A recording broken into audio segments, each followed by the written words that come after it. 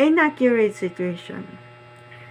These are erroneous quotations or instances of paraphrasing of previously published material that mislead readers the claims of the cited source.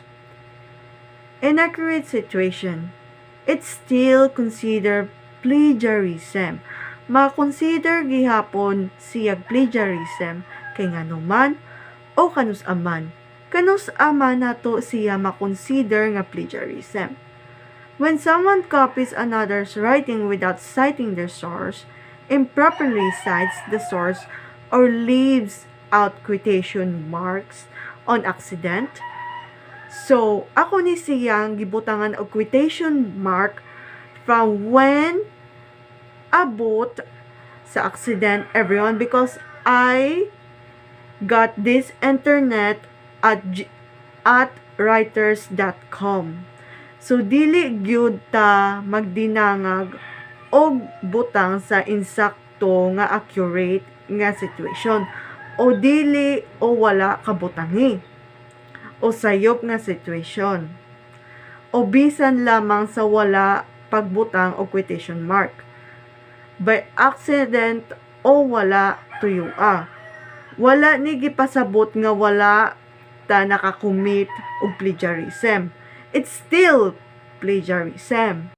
So I wonder, during exam, mag-cheat man jud ang uban, mangudigo or manuhid, ilaon ta nang butangan og usa gikan ilang source, ma'am, no? Kay dili mana ilahang answer. Example, number 1, answer plagiarism. Butangan og quotation mark, open close parenthesis, example, open close parenthesis, angels answer MIL class. Joke ra ni ma'am, charot. So, pero moral lesson lang jud nato is yud sa nga dili maayo kung dili nato i-cite kung asa gikan atong source, samot na og mas dako pata og score sa atong gisuhiran, kay masakitan gyud ang gisuhiran. So ang pangutana, manuhid pa ba ta or dili na lang para no need nagbutang-butang sa source? Additionally, you should not include anything in your references of bibliography that you have not actually consulted. If you must make it clear in your situation that your knowledge of the work has been derived from a secondary text. If there's anything that we are not sure of, or if we're in a doubt, gaduha-duha ta, we must check. It is very important to check if our references bibliography is accurate. Failure to acknowledge assistance. So what is failure to acknowledge assistance means? You must clearly acknowledge all assistance which has contributed to the production of your work, such as advice from fellow students, laboratory technicians, and other external sources. Failure to acknowledge assistance. One of the 8 forms of plagiarism. Ang plagiarism, dili lang di ay sa textbook, internet contents, speech. Mo consider pud di ay ta sa mga tawo o humanang resource nga dako og natabang sa imong gitrabaho. One good example is film credits. Nakabantay mo guys if mahuman ang movie nga atong gilantaw kay dunay movie credits from production company, filmmaker, film title, lead cast, supporting cast, casting director, music composer, costume designer, associate producer, editors, production, designer, directors of photography, executive producer, writers, and directors. Diba na ayud tanan? Guys, walay dapat malimtan if we will conduct our research. We should not forget, dapat gyud dili nato malimtan the people behind us sa pag-conduct nato og research, even our classmates nga dili nato ka-team pero sa bisan dako o gamay ang iya nga contribute, we should acknowledge his or her effort. Take note, we should acknowledge his or her effort bisan og gamay or dako. This need apply to assistance provided by your tutor or supervisor or to ordinary proofreading, but it is necessary to acknowledge other guidance which leads to substantive changes of content or approach. Use of material written by professional, agency, or other persons. So, you should neither make use of professional agency in the production of your work nor submit material which has been written for you even with the consent of the person who has written it. It is vital to your intellectual training and development that you should undertake the research process unaided. So, sa joy una natong na huna-huna sa term sa use of materials written professional, agency, or other people. So, when we undertake research process or any production of work, we should never make use of professional agency or other person writing material.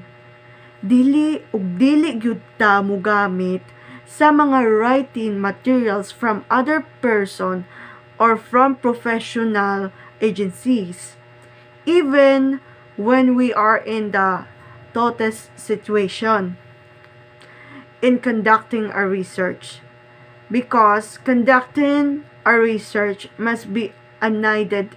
We should base it on our intellectual training and development, just like in our subject practical research. In our research studies, dapat dili ta mag-relay sa dili ato ang writing material. We should believe the process in our study and discover the result through survey. Even the background, the scope and limitation of our study, we should be aware know by ourselves mismo. Kay ang result sa atong study dito man nag-base sa ato ang survey. Pero ug mangutana ta kung nganong nakabalota sa background, kinsa ug asa gikan ang atong source, then ubalik na pud ta sa sa inaccurate situation. We must cite our source references accurately. Auto-plagiarism. You must not submit work for assessment that you have already submitted partially or in full, either for your current course or for another qualification of this or any other university unless this is specifically provided for in the special regulation for your course, where earlier work by you is citable. Example, it has already been published, you must reference it clearly.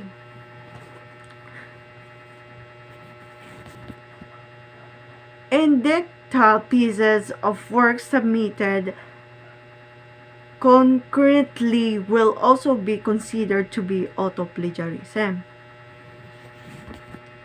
Mauna dyan ni Ron, kinsay na ay sister or brothers nga naka-eskwela sa previously Manuyod Science High School STEM strand students. Nagyo na sila practical research pod. It was already assist, of course, kay ni-graduate naman sila. The question is, paniming, pwede ba gamito na to ang ilang study as a source or references? Or dili? Dili. Kay matawag ni siya og auto-plagiarism. Another example, kung ma-college na ta, unya we are asked to do a research, unya ang title kay pareha gyud kaayo ang gipangayo sa ato ang research nga gigama. Pangutana, pwede ba nato gamiton ang atong research nga gigama o dili? Dili kay bisan usata sa mga author, especially if it was already published, matawag gyapon na siyag auto-plagiarism. Even the Google guys, if magama ka og content unya dunay phrase or paragraph nga pareha og thought, bisan dili pareha og words, ma-charge ka og duplication. Dayon, you will be paralyzed by having your page rank lowered, or your web page will be removed altogether from different web research engines. So, the UDI pwede nga na publish na ang research nimo tapos imo na pong ibalik. So, matawag yapon na siyang auto-plagiarism. And that's